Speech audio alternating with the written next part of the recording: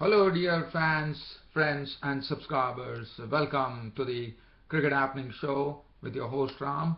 The third quarter-final was played today between Australia and Pakistan, and Australia are the ones who would be meeting India next Thursday in the first semi-finals of this particular tournament. Well, as far as this particular match was concerned, everyone were really waiting to watch this match. It was also, I would say, this was probably the last World Cup for Misbah-ul Haq and Shahid Afridi of Pakistan. And well, as far as this match was concerned, well, Pakistan definitely couldn't really go on to a big score.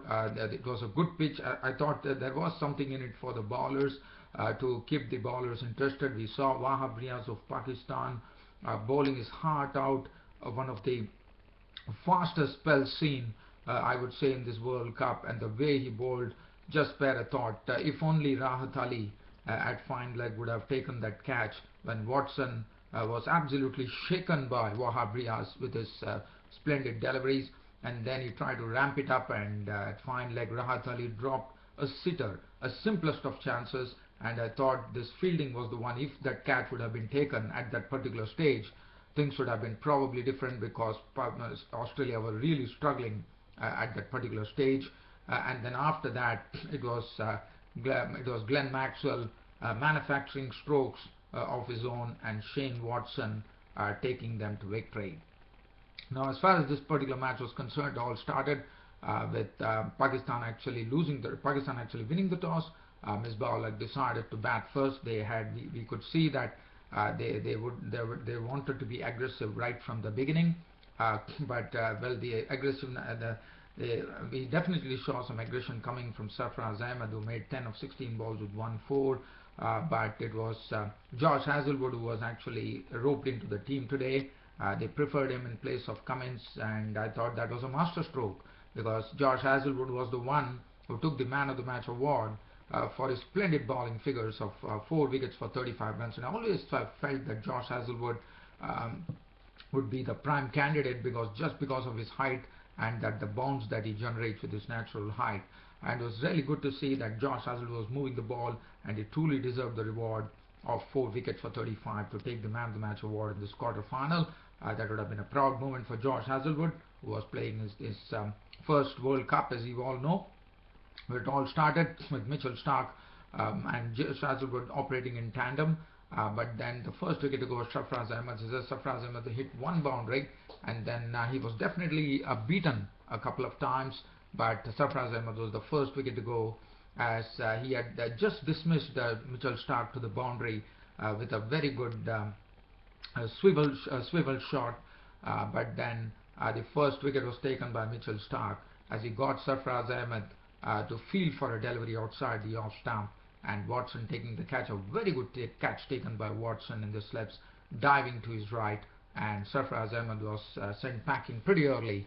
Was gone out for 10 of 16 balls with 1 4. Ahmed Shahzad, the other opener, followed him to the pavilion as he tried to play booming drive, because they find that they wanted to get more runs. The score was on 24, and Ahmed Shahzad trying to up the tempo a bit, trying to drive at Hazlewood. All that he could do is get an edge onto it, and Clark in the slips taking a neat catch, and Shahzad was gone for 5-13, and Australia were over Pakistan at the time, with Pakistan's score reading 24 for 2 in the 6th over.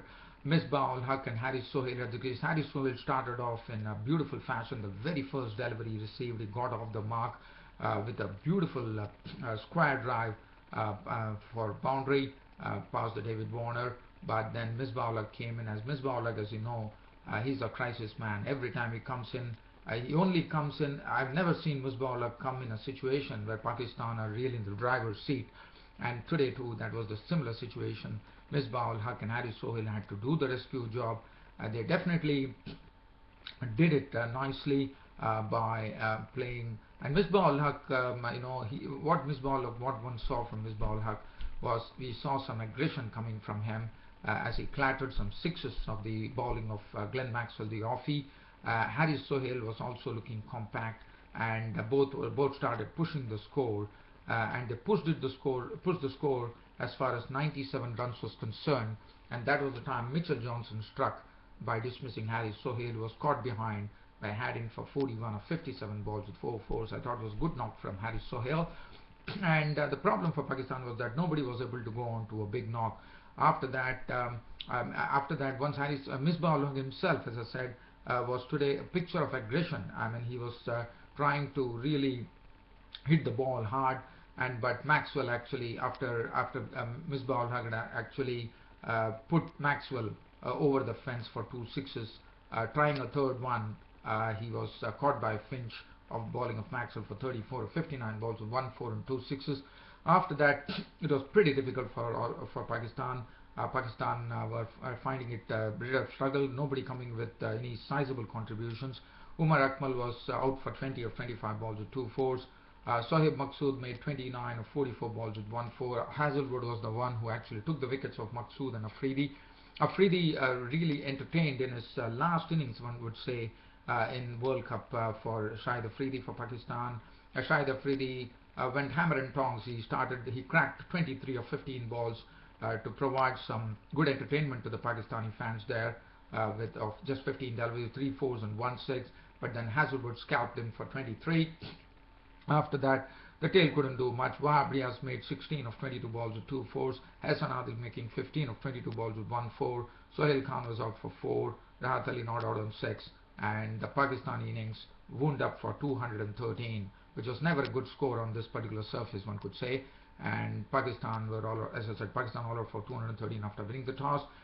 Mitchell Stark 10 overs on 240, but Josh Hazlewood was the one who really was the centerpiece there. 10 overs on 35 runs on 4 wickets, taking the man of the match award. Johnson 10 overs on 42. Maxwell was a bit costly. He had to actually purchase his wickets for 43. Shane Watson bowled 5 17, and JP Faulkner 7.5 overs, no made 1 for 31.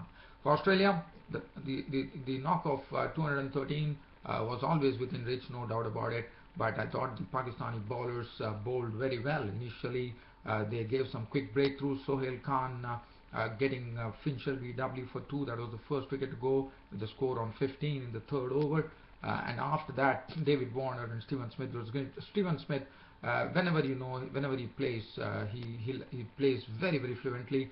And today that was once again the case as he joined David Warner. David Warner hit a few boundaries, but then Wahab Riaz came in. As I said, he bowled a beautiful, furious and fast spell, and this was something which was the best by Wahab Riaz in World Cup. And he has been bowling well, as we all know. But today that was a marvelous spell. He was ramping up his pace. He was really aggressive. Misbah ul Haq was standing at the forward short leg region to put the pressure on the Australians, and that pressure really mounted. And David Warner was scalped by Rahat Ali of Wahab Riaz after making 24 of 23 balls with 3 fours. But as I said, Wahab Riaz was the bowler to watch. He was really bowling with furious pace, and he was really bowling a lot of bouncers. As Michael Clarke walked in to join Stephen Smith, who was looking very fluent. And the score read 49 for 2 when Warner departed in the 9th over. Michael Clarke joined him, and Michael Clarke found it pretty difficult to handle Wahab Riaz. As I said, Wahab Riaz was pretty furious at the time, as he was bowling pretty quickly. And not only that, he had Michael Clarke fending at a delivery with a bouncer, and Sohaib Maqsood taking the catch with Wahab Riaz for it. And Wahab Riaz, according to me, he had 2 wickets and he was an absolute fire.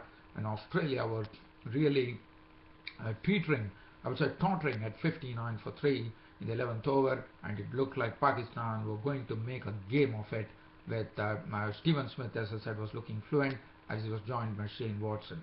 After that, it was pretty tough going. I mean, they had to really chisel in the runs. The runs were not easy to come by, but Stephen Smith was definitely stroking the ball fluently and sweetly. Shane Watson was really tested by Wahab Riaz, as he kept testing him with short deliveries, and Watson was absolutely, I would say, at sea. And then Wahab Riaz has done all the hard work. He had done all the hard work. He was bowling pretty well, sharp. He was looking very sharp, and that was the time I thought it was the turning point of the game, and probably one more wicket would have really run this match pretty close, as Shane Watson, trying to ramp Wahab Riaz over the fine leg region, gave the simplest of chances to Rahat Ali at fine leg, and Rahat Ali, let me tell you, was the culprit today as he dropped the easiest of catches there at the deep, and Watson was reprieved. And after once Watson was reprieved, Wahab Riaz was absolutely miffed. I mean, he definitely had every reason to do so, because that would have been a crucial wicket for Pakistan. Because not to be, Watson, as I said, rode his life.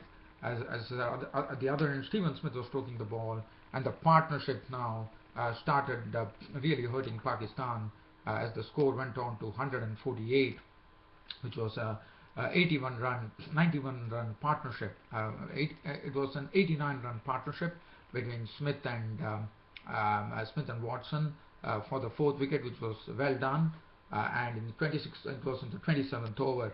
But then Stephen Smith, after playing some fluent strokes in his knock of 65, of 69 with 7-4, probably I would say that was the one false stroke that he played, and that brought about his dismissal, as he was LBW ball Hassan Adil for 65, and Australia score read 148 for 4 in the 27th over. And after that, the scoring rate, I mean, there was still some, Pakistan definitely had some hope there with the score on 148 for 4 in the 27th over, but then Wahab Riaz was brought out for a second spell. He still started bowling well, but Glenn Maxwell completely turned the proceedings. From the score at 26.4 overs, they were 148, and so it essentially meant that they needed another 65 runs only. But it was Glenn Maxwell, once he joined in Shane Watson, he decided that he's not going to waste any time scrapping around, and he's not a scrapper at all, as we all know. And Glenn Maxwell totally turned it over the Pakistan, and Pakistan's hopes were absolutely quashed as Glenn Maxwell started manufacturing strokes of his own. We saw some tennis strokes coming from him, some forehand smashes, back smashes, and he was looking in terrible touch there, and Pakistan definitely lost it from there as Glenn Maxwell and Shane Watson started going hard against the Pakistani bowling, as Glenn Maxwell rattled an unbeaten 44 of 29 balls with 5 fours and 2 sixes. Shane Watson pasted the final hit there as he hit a boundary to remain unbeaten on 64 of 66 balls, 7 fours and 1 six, and this winning partnership of 66 runs taking Australia to victory and taking them to the semi-final clash against India on Thursday. So this match was won by 6 wickets by Australia in the end, very comfortably, thanks to Glenn Maxwell really pasting the Pakistani bowlers to all parts of the field, and that was it. Now, as far as Sohail Khan was concerned, 7.5 overs, no maiden, 1 for 57 was costly. Adil 5 was 1 for 31. Rahat Ali would definitely not be sleeping today because that was the simplest of catches which was dropped by him at fine leg. Rahat Ali 6 overs, none for 37. Wahab Riaz, what to say? As I said, the best quick spell seen in this World Cup so far. Wahab Riaz bowling his heart out, but he was let down by the Pakistani fielding. 9 overs, no maiden, 2 for 54. And Shahid Afridi 4 overs, none for 30. We would have seen the last of Shahid Afridi bowling in the World Cup. Harry Sohail 2 overs, no maiden, none for 7. Josh Hazlewood taking the man of the match. And today we have a match which is coming up. It is the 4th quarterfinal which will decide who would be meeting South Africa, whether New Zealand or West Indies. That's a match which is coming up at Westpac Stadium in Wellington. I'll be back with a full match report tomorrow morning on that. And as I said, the semi-final, India would be taking on Australia in the first semi-final that has been decided. And well, dear fans and subscribers, I hope you all like my cricket broadcast. Well, dear fans and subscribers, I just want to say that it's only because of paucity of time that I couldn't really talk on the controversial delivery that was yesterday, the waist high delivery which was delivered to Rohit Sharma, and Rohit Sharma actually was caught but was declared a no ball. And there was a bit of controversy. Bangladesh Cricket Board has decided to actually appeal for that. I do understand that, but it's only because of paucity of time that I couldn't really dwell on that. I thought Bangladesh was a bit hard done by. Probably that was a waist high, I think a bit hard done by, as the commentators said. But anyways, things happen. I mean, one has to really go by the decision of the umpires, unfortunately. I do feel sorry for Bangladesh because probably one does not know whether that particular wicket would have really changed the fortunes, yes, I think a bit hard done by the Bangladesh, unfortunately. Thanks for your company and thanks for watching Cricket Happenings, dear friends and subscribers of Cricket Happenings. Your host Ram We'll be seeing you tomorrow with the fourth quarterfinal report. Until then, it's goodbye for the day. Thank you.